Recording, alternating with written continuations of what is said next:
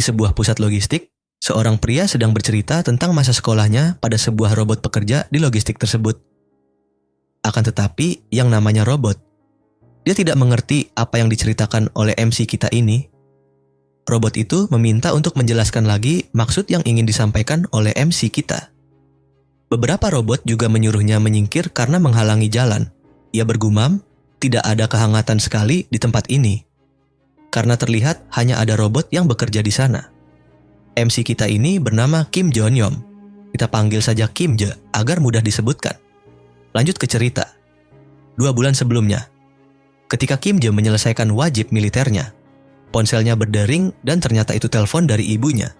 Sang ibu berkata bahwa mereka akan pindah ke daerah lain karena sudah menemukan rumah yang lebih bagus. Ibunya juga mengatakan bahwa ia sudah membayar biaya sewa rumah lamanya selama 6 bulan sebagai hadiah untuk Kim Je karena sudah menyelesaikan wamil. Setelah itu, Kim Je mulai mencari pekerjaan. Ia sedikit tenang karena uang sewa rumah yang sudah dibayarkan selama 6 bulan dan memiliki sedikit tabungan saat berada di militer.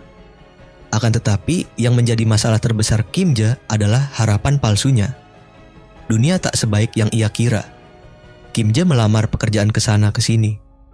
Tetapi tidak ada yang menerimanya. Dengan alasan mereka mencari orang yang sudah punya pengalaman.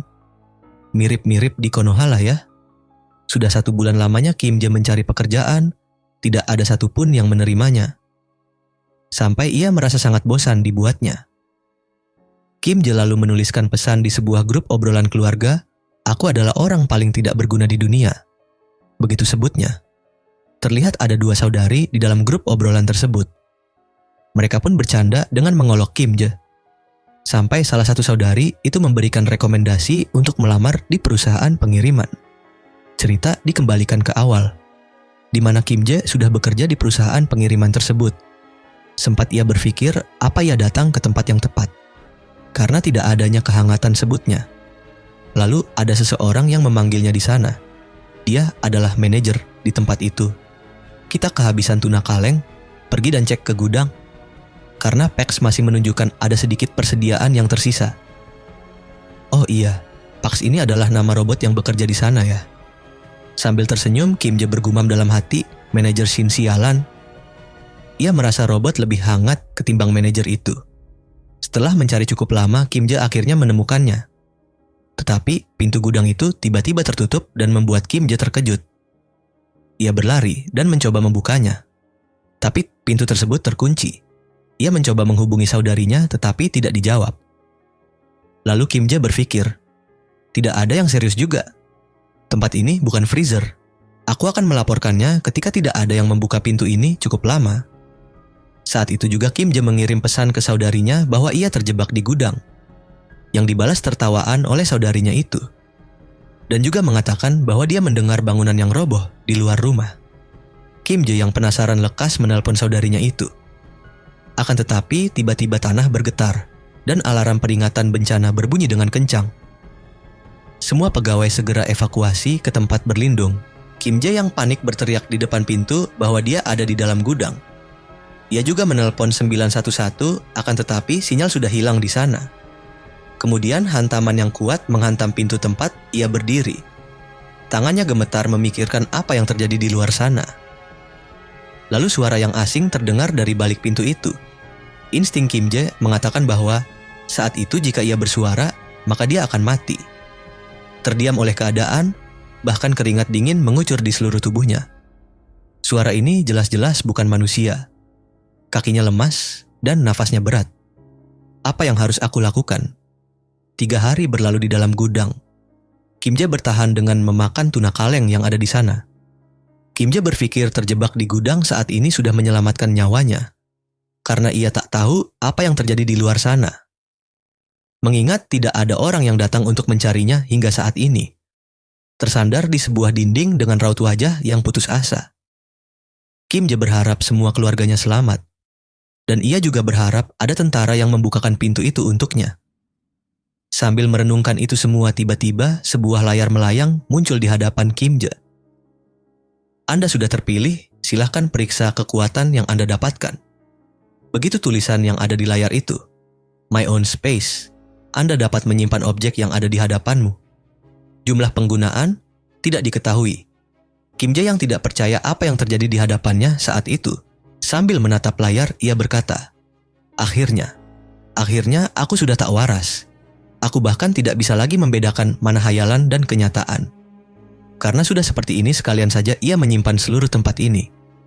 Ucapnya waktu itu. Kemudian sistem respon yang diucapkan Kim Jae. Target sudah ditetapkan, Anda yakin ingin menyimpannya? Tanpa ragu Kim Jae memilih iya. Lalu seluruh yang ada di hadapannya seperti tersedot dan menghilang saat itu juga. Menyisahkan puing-puing bangunan yang hancur dan dirinya di sana. Saat ia melihat di sekelilingnya, Kim Jae pun terkejut. Mobil yang terbalik dan juga ada jasad karyawan lain tergeletak di sana. Saat itu juga pesan sistem muncul, proses penyimpanan akan dimulai. Semua itu membuat kepala Kim Jae pusing 7 keliling dan membuat dia mual. Tak habis sampai di situ. Ia tiba-tiba terkejut karena melihat ada bayangan besar yang berdiri di belakangnya. Kim Jae mencoba tenang dengan berpikir bahwa itu adalah beruang ataupun gorila yang hanya ingin numpang lewat. Karena ia tampak tidak marah. Namun lagi-lagi insting Kim Jae mengatakan lain. Ia langsung berlari sekencang-kencangnya sambil berteriak meminta tolong. Ketika Kim Jae mencoba untuk melihat ke belakang, barulah dia tahu bahwa yang mengejarnya adalah orc. Tak lama kemudian pesan dari sistem muncul memberitahu bahwa dia dapat memasuki subspace. Tanpa ragu Kim Jae memilih iya. Mengingat nyawanya di ujung tanduk. Beruntungnya Kim Jae, jika telat sedikit saja, pukulan orc itu akan mengenainya. Mereka tidak bisa masuk, kata Kim Jae waktu itu. Lalu sebuah drone menjawab iya. Tanpa seizin Kim Jae, makhluk hidup, benda, atau energi tidak bisa keluar masuk seenaknya. Kemudian Kim Jae terkejut ketika menyadari semua barang yang ada di perusahaan logistik itu kembali utuh. Lalu layar sistem kembali muncul. Tutorial untuk pertama kali memasuki subspace. Anda akan menerima 1 buah mana stone. Dijelaskan oleh sistem PAX Fulfillment Center, kita singkat saja PAX FC. PAX FC adalah bangunan 5 lantai dengan luas sekitar 33.000 meter persegi. Yang menampung setiap produk yang dibutuhkan untuk meningkatkan kehidupan pelanggan. Kecepatan pengiriman 60 km per jam. Batas ukuran pengiriman 2 meter. Dijelaskan juga oleh drone untuk mempertahankan fasilitas di subspace dan memasok energi dibutuhkan penggunaan mana stone. 1 mana stone dapat mempertahankan seluruh fasilitas selama 24 jam. Kim Jae bertanya, bagaimana dengan listriknya? Saat itu listrik sudah diputus. Jika listrik diputus, beberapa produk bisa berada dalam bahaya. Salah satunya PAX Fresh, yang berupa sayuran, daging, dan bahan olahan makanan dalam keadaan beku. Kim Jae berpikir dalam kondisi seperti medan perang saat ini, sumber makanan sangatlah diperlukan untuk bertahan hidup. Dan Kim Jae kembali bertanya bagaimana cara mendapatkan mana stone yang lain. Saat itu drone menjawab, Anda bisa mendapatkannya dari makhluk dari dunia lain. Saat itu Kim Jae langsung menatap ke Oarskik yang ada di sana. Ia memberikan mana stone yang didapatkannya melalui tutorial tadi kepada drone. Untuk digunakan mempertahankan fasilitas PAX FC selama 24 jam ke depan. Setelah itu, Kim Jae pergi mencari peralatan yang dapat ia gunakan untuk membunuh orc. Beberapa benda didapatkan Kim Jae, seperti pisau dan kapak. Jika dilemparkan secara sembarangan, dia takut akan kehabisan stok. Dan Kim Jae juga tidak yakin jika lemparannya akan menembus otot orc yang terlihat kuat itu. Akan tetapi, jika tidak melakukannya, orc itu akan terus menunggunya di depan pintu. Sayangnya, kapak yang dilemparkan oleh Kim Jae bahkan tidak dapat menembus kulit dari orc itu. Dan semakin membuatnya marah, karena lemparan yang dilakukan Kim Jae tidak ada yang mempan. Stok kapak juga tinggal sedikit. Kim Jae kembali dikejutkan dengan stok kapak yang kembali seperti semula. Setelah ia menanyakan pada PAX berapa stok kapak yang tersisa, bahkan stoknya bertambah banyak. PAX menjelaskan bahwa item yang ada di sana dibuat dengan mengubah objek aslinya menjadi informasi. Jadi barang-barang tersebut diduplikasi. Maka dari itu, bahkan jika item itu rusak atau diganti, barang-barang di sana tidak akan habis. Kim Jae hanya bisa ternganga di sana karena punya stok yang tidak terbatas. Ketika Kim Jae ingin melempar kapak lagi, ia dihentikan oleh PAX drone. PAX mengatakan bahwa Kim Jae tidak perlu melemparnya secara manual, Kim Jae bisa mengirimkan benda keluar subspace secara otomatis. Akan tetapi, pengiriman dibatasi hanya 30 detik sekali. Ia harus meningkatkan skillnya jika ingin batasan itu berkurang. Kim Jae pun menanyakan bagaimana cara mengaktifkannya. Pax mengatakan, Anda hanya perlu memikirkan benda apa yang ingin Anda kirim, lalu katakan, ship. Tak banyak pikir panjang, Kim Jae langsung mencobanya dan duar. Kapak itu melesat dengan kecepatan tinggi mengenai kepala orc, sampai membuatnya terpental cukup jauh ke belakang. Itu adalah kecepatan pengiriman 60 km per jam, kata Pax. Sontak membuat Kim Jae kaget. Pax juga mengatakan Anda bisa meningkatkannya sampai 75 km per jam. Akan tetapi, Anda harus meningkatkan skill terlebih dahulu. Skill dapat ditingkatkan menggunakan mana stone. Terlihat di sana tubuh orc yang sudah terbaring kaku dengan kapak yang menancap di keningnya. Kemudian Kim Jae memutuskan untuk mencari peralatan serta pakaian yang memadai. Tak lupa juga dia mencari peta lalu menandai beberapa daerah yang harus dilewatinya guna untuk mencari anggota keluarganya. Beruntungnya dia memiliki kendaraan yang cukup mumpuni. Ya, sepeda ini tak sebagus mobil atau motor, tapi ini sebagus supercar, ucap Kim Jae di sana. 30 menit setelah Kim Jae meninggalkan subspace, ia sudah membunuh total 12 orc selama perjalanan. Dengan itu, Kim Jae juga mempelajari sesuatu. Pertama adalah kemampuannya untuk keluar masuk subspace secara bebas dan dapat mengirimkan kapak dengan kecepatan tinggi untuk menghantam ORC. Itu adalah kemampuan yang sangat overpower. Kedua adalah kemampuan product retrieval yang dapat secara otomatis mengambil kembali produk yang sudah dikirim. Bukan hanya barang yang sudah dikirim. Bahkan mana stone dari monster yang sudah mati dapat diambil secara otomatis oleh kemampuan ini. Layar menampilkan bahwa sudah ada 13 mana stone yang dimiliki Kim Jae saat ini. Kim Jae bersyukur dia menyimpan Pax FC ke dalam subspace. Karena tidak ada resiko yang membahayakan hanya dengan berada di dalam subspace dan mempertahankannya.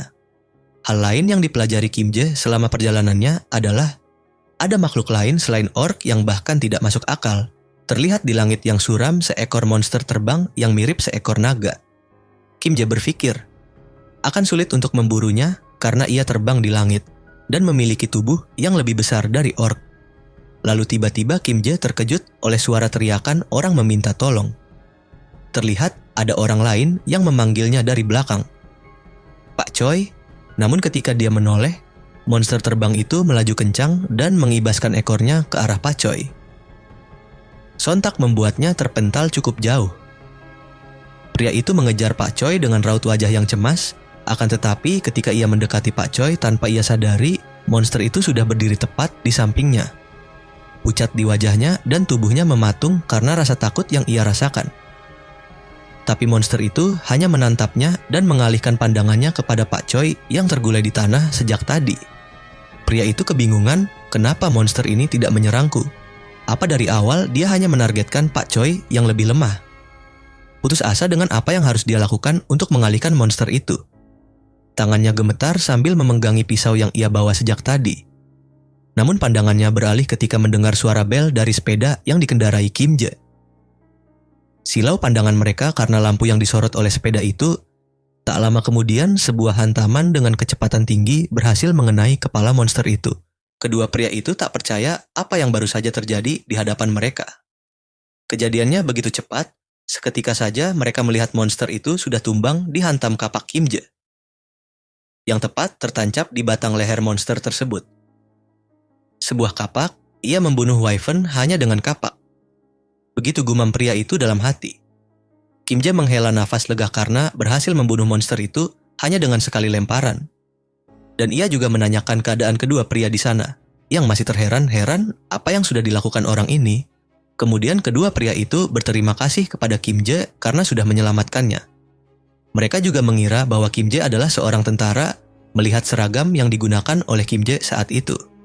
Kim Jae mengatakan bahwa ia adalah pegawai Pax FC sambil memperlihatkan logo perusahaan yang ada di bajunya. Salah satu pria mengatakan bahwa Kim Jae pasti memiliki kemampuan yang tidak biasa. Mengingat bisa membunuh Wyvern dengan begitu mudahnya. Pria itu juga mengaku bahwa dia juga mendapatkan kemampuan sebagai driver. Karena situasi, dia bahkan belum sempat menggunakan kemampuannya. Pak Choi mengaku iri karena dirinya belum mendapatkan kemampuan apapun. Tapi ia merasa lega karena mendapatkan bantuan. Kemudian Kim Jae bertanya, apakah tidak ada orang lain lagi di sekitar sini? Pak Choi mengkonfirmasi bahwa ada orang lain, tetapi diketahui bahwa bukan hanya manusia saja yang berkumpul, tetapi monster juga. Itu membuat kumpulan manusia kemungkinan banyak yang sudah mati atau dimakan oleh monster. Beberapa orang yang selamat mengungsi ke blok E di terminal bawah tanah.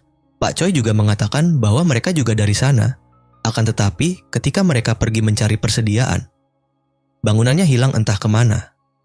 Pria yang satu lagi kemudian menawarkan Kim Jae untuk ikut dan bergabung dengan mereka di lantai 4 basement. Ia juga mengatakan bahwa monster tak pernah menyerang di sana. Walaupun Kim Jae belum bisa mempercayai mereka, akan tetapi Kim Jae tetap butuh informasi. Itulah kenapa Kim Jae memutuskan untuk ikut dengan mereka. Sesampainya di sana tampak seorang pria dengan mata yang serius sambil memegangi tongkat besi di tangannya. Ternyata mereka sedang mengalahkan orc di sana. Melihat itu semua membuat wajah Kim Jae pucat disertai keringat dingin yang mengucur. Sepertinya tempat itu berbahaya, gumamnya dalam hati. Orang-orang yang berkumpul di sana menatapnya. Pak Choi kemudian berlari ke arah pria yang membunuh goblin. Apa-apaan ini? Apa semuanya baik-baik saja? Teriak Pak Choi sambil berlari. Kami baik-baik saja, hanya seekor orc yang kemungkinan lewat sini. Ucap pria itu. Pria itu juga mengatakan bahwa tidak ada korban saat pertempuran di sana. Dan tempat itu tidak bisa lagi dibilang sebagai tempat yang aman. Kim Jae yang melihat hal itu sedikit cemas. Karena kedua pria sebelumnya bilang bahwa tempat itu tidak akan diserang oleh monster. Tak lama kemudian seseorang bertanya, siapa dia? Lalu Pak Choi menjawab, orang ini yang sudah menyelamatkan kami dari Wyvern. Pak Choi juga menjelaskan bahwa Kim Jae adalah pegawai dari PAX FC, serta bagaimana cara Kim Jae mengalahkan Wyvern dengan kapaknya. Beberapa orang di sana terlihat heran, bagaimana bisa seseorang mengalahkan Wyvern seorang diri. Tiba-tiba seseorang mendekati Kim Jae dan memegang tangannya. Wajah wanita itu terlihat senang, lalu ia pun berterima kasih kepada Kim Jae. Beberapa orang lainnya juga ikut berterima kasih di sana. Tidak. Aku hanya melakukan apa yang seharusnya kulakukan. Ucap Kim Jae. Wanita itu juga melayangkan pertanyaan, apa kau punya pacar? Walaupun Kim Jae tidak dapat menjawabnya, tapi suasana yang canggung di sana sedikit mencair menjadi tawaan kecil. Pria bernama Kim Jin Mok ini akhirnya memperkenalkan diri. Ia menyebutkan bahwa ia adalah manajer pusat dari Daehyun Express Terminal Dotwa. Pak Jin Mok juga menjelaskan bahwa mereka semua sudah bekerja sama selama 10 tahun. Mereka sudah seperti saudara. Jadi wajar mereka berterima kasih seperti itu karena pertolongan Kim Jae terhadap saudaranya. Setelah berkenalan, Pak Jin Mok mengajak Kim Jae untuk masuk ke dalam. Pak Jin Mok juga mengatakan bahwa mereka mempunyai persediaan makanan dan air dari logistik center. Ia juga meminta Kim Jae untuk istirahat senyaman mungkin selagi mereka bergantian untuk berjaga. Bahkan Pak Jin Mok bilang kepada Kim Jae untuk makan sepuasnya tanpa sungkan. Karena kalau persediaan habis, mereka bisa mengambil stok yang ada di logistik center. Lalu tiba-tiba ada seseorang memanggilnya dari belakang, Pak Manajer. Ada yang ingin kusampaikan padamu. Logistik centernya menghilang, ucap pria itu. Lantas membuat semua orang yang mendengarnya terkejut. Apa maksudmu? Logistik centernya menghilang katamu. Serius Pak, logistik centernya benar-benar menghilang. Itulah kenapa kami bisa diserang oleh Wyvern. Semua orang cemas mempertanyakan bagaimana bangunan sebesar itu bisa menghilang. Pak Jin Mok mengatakan di saat monster muncul secara tiba-tiba, itu bisa saja terjadi. Melihat itu semua, Kim Jae hanya pura-pura tidak tahu. Karena bangunan itu sudah disimpan dalam subspace-nya. Walaupun kehilangan logistik center, mereka tetap bertekad untuk membersihkan terowongan untuk mencari jalan keluar.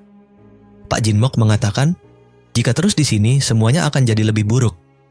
Motivasi demi motivasi dilontarkan di sana. Kim Jae lalu bertanya, untuk apa itu membuat terowongan? Kau mungkin sudah mendengarnya. Kami semua punya rumah di tempat lain. Jadi kendaraan sangatlah penting walaupun kendaraan ada di mana-mana. Masalahnya adalah semua jalan terhalangi. Jawab Pak Jin Mok. Diketahui bahwa di utara jalan terhalangi lapangan golf, di timur terhalang oleh kontainer, dan jalan tol Yongdong benar-benar hancur. Maka dari itu, terowongan ke baratlah satu-satunya jalan keluar, akan tetapi tempat itu sudah dikuasai oleh sekelompok Wyvern. Selama ini mereka bisa bertahan karena mendapatkan air dan makanan dari pusat logistik. Karena tempat itu sudah hilang, mereka jadi harus cepat menggali terowongan. Pak Jinmok memberitahu Kim Jae bahwa dia tak perlu ikut membuat terowongan, karena jalan yang terhalang hanya untuk kendaraan mobil. Jika dia bersepeda atau berjalan kaki, dia bisa menggunakan jalan yang biasa. Akan tetapi, Kim Jae bilang bahwa ia juga membutuhkan kendaraan, maka dari itu dia akan ikut membantu kelompok Pak Jinmok membuat terowongan. Kim Jae berpikir jika hanya Wyvern yang menghalangi, maka baguslah. Aku bisa mengurus mereka semua dengan kemampuanku, walaupun Pak Jinmok mengizinkannya ikut.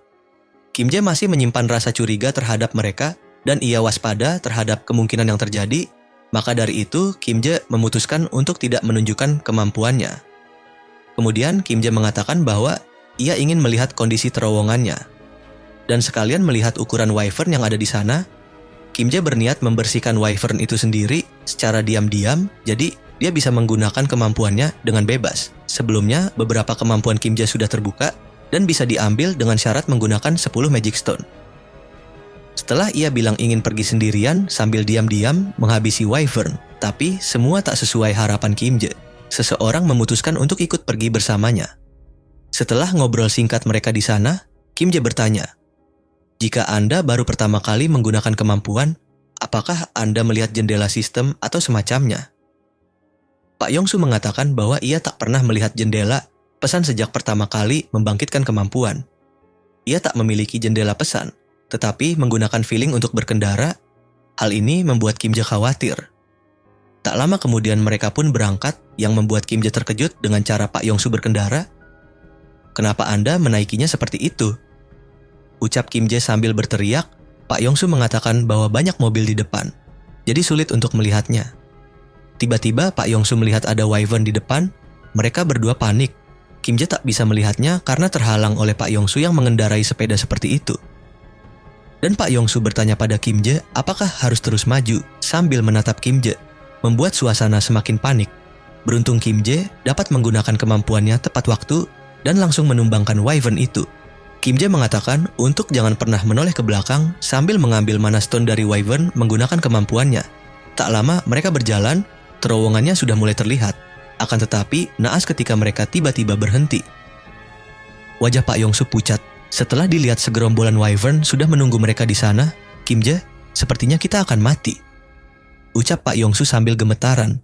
Kim Jae yang merasa tak punya pilihan lain, akhirnya ia terpaksa menggunakan kemampuannya. 10 mana stone digunakan untuk mengambil kemampuan baru, sisanya untuk mengurangi durasi cooldown. Pak Yongsu mematung sambil menatap kematian yang ada di hadapannya. Tiba-tiba Kim Jae berkata, "Ship." Beberapa kapak melayang ke arah Wyvern dan menghantam mereka dengan keras. "Apa yang terjadi?" ucap Pak Yongsu sambil menoleh ke belakang. Terlihat Kim Jae dan sebuah portal besar terbuka di belakang Kim Jae, membuat Pak Yongsu semakin bingung. Jendela sistem memberitahu skill Kim Jae saat ini hanya memiliki cooldown 5 detik, dan jika ingin dikurangi lagi Kim Jae, harus menaikkan kemampuan subspace terlebih dahulu.